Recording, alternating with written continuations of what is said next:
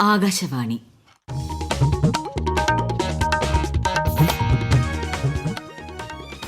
നമസ്കാരം.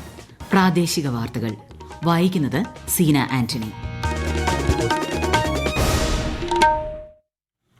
പ്രധാന വാർത്തകൾ.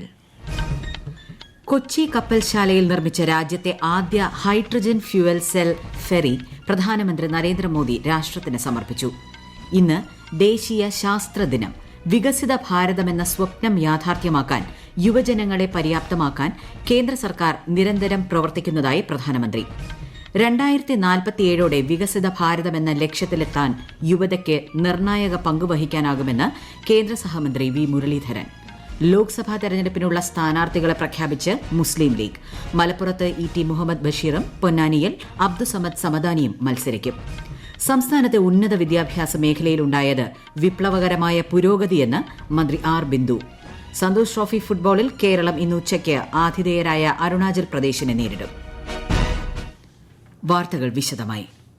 പ്രധാനമന്ത്രി നരേന്ദ്രമോദി തമിഴ്നാട്ടിലെ തൂത്തുക്കുടിയിൽ 17,300 കോടി രൂപയുടെ പദ്ധതികൾ ഉദ്ഘാടനം ചെയ്തു. രാജ്യത്തെ ആദ്യത്തെ ഹൈഡ്രജൻ ഹബ് തുറമുഖം, ദേശീയപാതകളുടെ 4-വരിപ്പാത, 2-വരിപ്പാത, റെയിൽവേ പാത ഇരട്ടിപ്പിക്കൽ എന്നിവ അടക്കമുള്ള പദ്ധതികൾക്കാണ് പ്രധാനമന്ത്രി തുടക്കം കുറിച്ചത്. കൊച്ചി കപ്പൽശാലയിൽ തദ്ദേശീയമായി രൂപകൽപ്പന ചെയ്ത് നിർമ്മിച്ച രാജ്യത്തെ ആദ്യ ഹൈഡ്രജൻ ഫ്യൂവൽ സെൽ ഫെറി പ്രധാനമന്ത്രി തൂത്തുക്കുടിയിൽ നടന്ന ചടങ്ങിൽ വെർച്വലായി രാഷ്ട്രത്തിന് സമർപ്പിച്ചു. ഹൈഡ്രജൻ ഇന്ധന സാങ്കേതിക വിദ്യയിൽ പ്രവർത്തിക്കുന്ന ബോട്ട് ഉത്തർപ്രദേശിലെ വാരാണസിയിലാണ് സർവീസിനായി ഉപയോഗിക്കുക. പൂർണ്ണമായും ശീതീകരിച്ച ബോട്ട് നദികളിലൂടെയുള്ള ഹ്രസ്വദൂര യാത്രകൾക്കാണ് പ്രധാനമായും ഉപയോഗപ്പെടുത്തുക. ഒരേ സമയം 100 പേർക്ക് ബോട്ടിൽ യാത്ര ചെയ്യാനാകും. ശബ്ദരഹിതവും മലിനരഹിതവുമായ ബോട്ട് ഊർജ്ജ ഉപയോഗത്തിന്റെ കാര്യത്തിലും കാര്യക്ഷമമാണ്. 2070 രാജ്യത്ത് ഹരിതഗൃഹ വാതകങ്ങൾ മൂലമുള്ള മലിനീകരണം ഇല്ലാതാക്കാനുള്ള പദ്ധതികളുടെ ഭാഗമായി പരീക്ഷണാടിസ്ഥാനത്തിലാണ് കൊച്ചി കപ്പൽശാല ഹൈഡ്രജൻ ഫെറി നിർമ്മിച്ചത്. സമുദ്രമേഖലയിൽ ഹൈഡ്രജനെ ഇന്ധനമായി ഉപയോഗപ്പെടുത്തുന്നതിനും പദ്ധതി ഊർജ്ജം പകരും. പ്രധാനമന്ത്രി നരേന്ദ്രമോദി ഇന്ന് മഹാരാഷ്ട്ര സന്ദർശിക്കും. 4,900 കോടി രൂപയുടെ റെയിൽ, റോഡ്, ജലസേചനം എന്നിവയുമായി ബന്ധപ്പെട്ട ഒന്നിലധികം അടിസ്ഥാന സൌകര്യ പദ്ധതികൾ മോദി ഉദ്ഘാടനം ചെയ്യും. പ്രധാനമന്ത്രി കിസാൻ സമ്മാൻ നിധി പദ്ധതിയുടെ 16ാം ഗഡുവും വനിതാ സ്വയം സഹായ സംഘങ്ങൾക്ക് 825 കോടി രൂപയുടെ റിവോൾവിംഗ് ഫണ്ടും യവത്മാലിൽ നടക്കുന്ന സമ്മേളനത്തിൽ മോദി വിതരണം ചെയ്യും. ദേശീയ ശാസ്ത്ര ദിനത്തിൽ ആശംസകൾ അറിയിച്ച് പ്രധാനമന്ത്രി നരേന്ദ്രമോദി ദേശീയ വികസിത ഭാരതമെന്ന സ്വപ്നം സാക്ഷാത്കരിക്കുന്നതിന് യുവജനങ്ങളിൽ ഗവേഷണവും നവീനാശയങ്ങളും പ്രോത്സാഹിപ്പിക്കുന്നതിനും തന്റെ സർക്കാർ നിരന്തരം പ്രവർത്തിക്കുന്നതായി അദ്ദേഹം സമൂഹ മാധ്യമ പോസ്റ്റിൽ വ്യക്തമാക്കി. വികസിത ഭാരതത്തിനായി തദ്ദേശീയ സാങ്കേതിക വിദ്യകൾ എന്നതാണ് ഈ വർഷത്തെ ദേശീയ ശാസ്ത്രദിന പ്രമേയം. രാജ്യത്തിന്റെ സ്വപ്നത്തിലും സാധ്യതകളിലും യുവത്വമുണ്ടെന്ന് കേന്ദ്ര സഹമന്ത്രി വി മുരളീധരൻ. യുവതലമുറയെ സ്വപ്നം കാണാൻ മാത്രമല്ല അത് സാക്ഷാത്കരിക്കാൻ കൂടി പഠിപ്പിച്ച വ്യക്തിയാണ് രാജ്യത്തിന്റെ പ്രധാനമന്ത്രിയെന്നും അദ്ദേഹം അഭിപ്രായപ്പെട്ടു. നെഹ്റു യുവ കേന്ദ്ര സംഘടിപ്പിച്ച ജില്ലാതല youth parliament Pothencode Santhigiri Siddha medical കോളേജിൽ ഉദ്ഘാടനം ചെയ്യുകയായിരുന്നു അദ്ദേഹം. 2047 ഇന്ത്യയെ വികസിത ഭാരതമാക്കുക എന്ന ലക്ഷ്യത്തോടെയാണ് കേന്ദ്ര സർക്കാർ പ്രവർത്തിക്കുന്നതെന്നും അതിൽ യുവജനങ്ങളുടെ പങ്ക് നിർണായകമാണെന്നും ശ്രീ വി മുരളീധരൻ പറഞ്ഞു. ലോക്സഭാ തെരഞ്ഞെടുപ്പിനുള്ള സ്ഥാനാർത്ഥികളെ പ്രഖ്യാപിച്ച് മുസ്ലിം ലീഗ്. മലപ്പുറത്ത് ഇ.ടി. മുഹമ്മദ് ബഷീർ ലീഗ് സ്ഥാനാർത്ഥിയാകും. പൊന്നാനിയിൽ അബ്ദുസമദ് സമദാനിയും മത്സരിക്കും. മലപ്പുറത്ത് സമദാനിയും പൊന്നാനിയിൽ ഇ.ടി. മുഹമ്മദ് ബഷീറും സിറ്റിംഗ് എംപിമാരാണ്. ഇത്തവണ ഇരുവരും മണ്ഡലം വെച്ചു മാറുന്നെന്ന് പ്രത്യേകതയുണ്ട്. തമിഴ്നാട്ടിലെ രാമനാഥപുരം സീറ്റിലേക്കും ലീഗ് സ്ഥാനാർത്ഥിയെ പ്രഖ്യാപിച്ചു. സിറ്റിംഗ് എംപി നവാസ് കന്നി തന്നെയാണ് ഇത്തവണയും മത്സരിക്കുക. യു.ഡി.എഫിലെ ലോക്സഭാ സീറ്റ് വിഭജനം പൂർത്തിയായതായി പ്രതിപക്ഷ നേതാവ് വി ഡി സതീശൻ. സ്ഥാനാർത്ഥി പ്രഖ്യാപനം മാർച്ച് ആദ്യവാരമുണ്ടാകും. 16 സീറ്റുകളിൽ കോൺഗ്രസ് സ്ഥാനാർത്ഥികൾ മത്സരിക്കും. മുസ്ലിം ലീഗിന് 3ാം ലോക്സഭാ സീറ്റ് ഇല്ലെന്നും അടുത്ത രാജ്യസഭാ സീറ്റ് നൽകുമെന്നും വാർത്താസമ്മേളനത്തിൽ അറിയിച്ചു. ഈ വാർത്തകൾ ആകാശവാണിയിൽ നിന്ന്. സംസ്ഥാനത്തെ ഉന്നത വിദ്യാഭ്യാസ മേഖലയിലുണ്ടായത് വിപ്ലവകരമായ പുരോഗതിയാണെന്ന് മന്ത്രി ആർ ബിന്ദു. തൊഴിലും വിദ്യാഭ്യാസവും തമ്മിലുള്ള വിടവ് നികത്തി മുന്നോട്ടു പോകാൻ കഴിയുന്ന പഠന രീതിയിലാണ് അടുത്ത വർഷം മുതൽ കോളേജുകളിലെ പുതിയ പാഠ്യപദ്ധതി തയ്യാറാക്കിയിട്ടുള്ളതെന്നും മന്ത്രി പറഞ്ഞു.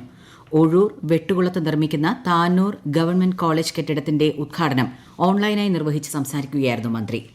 കൊല്ലം പുനലൂർ ചെങ്കോട്ട റെയിൽ പാതയുടെ വൈദ്യുതീകരണം പൂർത്തിയായി. അവശേഷിച്ചിരുന്ന പാതയിലെ വൈദ്യുതീകരണത്തിന്റെ പരിശോധന ഇന്നലെയാണ് നടന്നത്. വിശദാംശങ്ങളുമായി ആകാശവാണി കൊല്ലം ജില്ലാ പ്രതിനിധി നീരജ് ലാൽ. ഭഗവതിപുരം ഇടമൺ റെയിൽവേ പാതയുടെ വൈദ്യുതീകരണം സംബന്ധിച്ച റെയിൽവേ പ്രിൻസിപ്പൽ ചീഫ് ഇലക്ട്രിക് എഞ്ചിനീയറുടെ അന്തിമ പരിശോധന വിജയകരമായി പൂർത്തിയാക്കിയതോടെയാണ് കൊല്ലം ചെങ്കോട്ട പാതയിൽ വൈദ്യുതീകരണം പൂർണ്ണമായത്.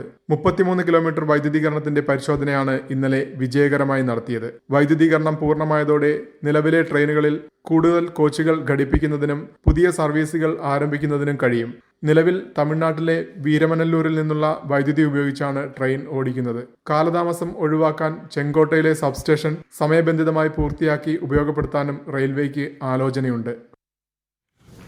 ടി.പി. ചന്ദ്രശേഖരൻ വധക്കേസിലെ ഹൈക്കോടതി വിധി വലിയ ആശ്വാസം പകരുന്നതാണെന്നും ഗൂഢാലോചന നടത്തിയ മുഴുവൻ പേരെയും പിടികൂടും വരെ നിയമ പോരാട്ടം തുടരുമെന്നും കെ.പി.സി.സി പ്രസിഡന്റ് കെ. സുധാകരൻ.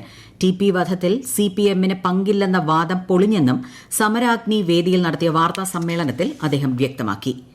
അന്തരീക്ഷ താപനില വർദ്ധിക്കുന്നതിനാൽ കേരളത്തിൽ 10 ജില്ലകളിൽ മഞ്ഞ ജാഗ്രത പുറപ്പെടുവിച്ചു. കൊല്ലം, കോട്ടയം, തിരുവനന്തപുരം, ആലപ്പുഴ, എറണാകുളം, തൃശൂർ, പാലക്കാട്, മലപ്പുറം, കോഴിക്കോട്, കണ്ണൂർ ജില്ലകളിലാണ് നാളെ വരെ ജാഗ്രതാ നിർദ്ദേശമുള്ളത്. ശബരിമല ഉത്സവം മാർച്ച് 16 ആരംഭിക്കും. മീനമാസ പൂജകൾക്ക് മാർച്ച് 13 നട തുറന്നാൽ മാർച്ച് 25 ഭഗവാന്റെ പിറന്നാൾ ദിനമായ പൈങ്കുനി ഉത്രം വരെയുള്ള 13 ദിവസം ഭക്തർക്ക് ദർശനം നടത്താം. കൂടുതൽ വിവരങ്ങളുമായി ആകാശവാണി പ്രതിനിധി. ശബരിമല സന്നിധാനത്ത് തന്ത്രി കണ്ഠരര് മഹേഷ് മോഹനരുടെ മുഖ്യ കാർമ്മികത്വത്തിൽ 16 രാവിലെ കൊടിയേറ്റ് നടക്കും. 24 രാത്രി ശരംകുത്തിയിൽ പള്ളിവേട്ട നടക്കും. ഉത്സവത്തിന് സമാപനം കുറിച്ച് മാർച്ച് 25 ഉച്ചയ്ക്ക് 11:30 പമ്പയിൽ ആറാട്ട് നടക്കും. അതിനുശേഷം ഭഗവാനെ പമ്പ ഗണപതി കോവിലിലേക്ക് എഴുന്നള്ളിച്ചിരുത്തും. വൈകിട്ട് 3 വരെ പമ്പയിൽ ദർശനത്തിന് അവസരമുണ്ട്. ഘോഷയാത്ര തിരിച്ച് സന്നിധാനത്ത് എത്തിയ ശേഷമാകും കൊടിയിറക്ക് നടക്കുക. അന്നേ ദിവസം രാത്രി 10 നട അടയ്ക്കും. വെർച്വൽ ക്യൂ വഴിയും സ്പോട്ട് ബുക്കിംഗ് വഴിയും ഭക്തർക്ക് ദർശനം നടത്താനുള്ള സൗകര്യമാണ് ഒരുക്കിയിട്ടുള്ളത്. കേന്ദ്ര IT മന്ത്രാലയം സംഘടിപ്പിച്ച ഭാഷിണി ഗ്രാൻഡ് ഇന്നൊവേഷൻ ചലഞ്ചിൽ ആലപ്പുഴ സ്വദേശിയുടെ കമ്പനിയായ ടെക്ജൻഷ്യ ഒന്നാമതായി. ഇന്ത്യയിലെ അംഗീകൃത ഭാഷകളിൽ ഉടനടി പരിഭാഷ സാധ്യമാക്കുന്ന വീഡിയോ കോൺഫറൻസിംഗ് വെബിനാർ സംവിധാനമാണ് ടെക്ജൻഷ്യ ചലഞ്ചിൽ അവതരിപ്പിച്ചത്. വിവിധ ഇന്ത്യൻ ഭാഷകളിൽ ആർട്ടിഫിഷ്യൽ ഇന്റലിജൻസ് സാങ്കേതിക വിദ്യയുടെ സഹായത്തോടെ വോയിസ് ടു വോയിസ് ട്രാൻസ്ലേഷനും ടെക്സ്റ്റ് ടു ടെക്സ്റ്റ് ട്രാൻസ്ലേഷനും സാധ്യമാകുന്നതിനും ഇന്ത്യയുടെ ഭാഷാ വൈവിധ്യത്തിലെ പരിമിതികളെ സാങ്കേതിക വിദ്യയുടെ സഹായത്തോടെ മറികടക്കുന്നതിനും വേണ്ടിയാണ് ministry of electronics and IT Bhashini challenge പ്രഖ്യാപിച്ചത്. Calicut university Khelo India football ചാമ്പ്യന്മാരായി. മിസോറാമിലെ ഐസ്വാളിൽ നടന്ന ഖേലോ ഇന്ത്യ പുരുഷ വിഭാഗം ഫുട്ബോൾ ചാമ്പ്യൻഷിപ്പിൽ കേരള യൂണിവേഴ്സിറ്റിയെ 2-1 പരാജയപ്പെടുത്തിയാണ് കാലിക്കറ്റ് യൂണിവേഴ്സിറ്റി ചാമ്പ്യന്മാരായത്. കാലിക്കറ്റിന് വേണ്ടി അനന്തു, ആഷിഫ് എന്നിവർ ഗോളുകൾ നേടി. സന്തോഷ് ട്രോഫി ഫുട്ബോളിൽ ക്വാർട്ടർ റൌണ്ട് സാധ്യത മുന്നിൽ കണ്ട് കേരളം ഇന്ന് ആതിഥേയരായ അരുണാചൽ പ്രദേശിനെ നേരിടും. ഇറ്റാനഗറിലെ യുപിയ ഗോൾഡൻ ജൂബിലി സ്റ്റേഡിയത്തിൽ ഉച്ചയ്ക്ക് 2:30 മത്സരം. കൂടുതൽ വിവരങ്ങളുമായി ആകാശവാണി പ്രതിനിധി സുരേഷ് ഇടപ്പാൾ. 3 മത്സരങ്ങളിൽ നിന്ന് 4 പോയിന്റുമായി ഗ്രൂപ്പിൽ 4ാം സ്ഥാനത്താണ് ഇപ്പോൾ കേരളം. ആദ്യ മത്സരത്തിൽ അസാമിനെതിരെ ജയിച്ചെങ്കിലും പിന്നീടുള്ള 2 മത്സരങ്ങളും നിരാശപ്പെടുത്തുന്നതായിരുന്നു. എതിരാളികൾക്ക് മുന്നിൽ നിസ്സഹായരായ അവസ്ഥ. അടുത്ത കാലത്തൊന്നും കേരള ടീം ഇത്ര മോശം ഫോമിൽ കളിച്ചിട്ടില്ലെന്നതാണ് യാഥാർത്ഥ്യം. മേഘാലയക്കെതിരെ പന്ത് കിട്ടാൻ പോലും പാടുപെട്ട സജീവൻ ബാലന്റെ കുട്ടികൾ ഒരു വിധത്തിൽ സമനില നേടി രക്ഷപ്പെടുകയായിരുന്നു. മുന്നേറ്റ നിരയിൽ ക്യാപ്റ്റൻ നിജോ ഗിൽബർട്ടിന്റെയും പ്രതിരോധത്തിൽ ബെൽജിൻ ബോൾസ്റ്ററുടെയും അഭാവം കേരളത്തിന്റെ പ്രകടനത്തെ സാരമായി ബാധിച്ചിട്ടുണ്ട്.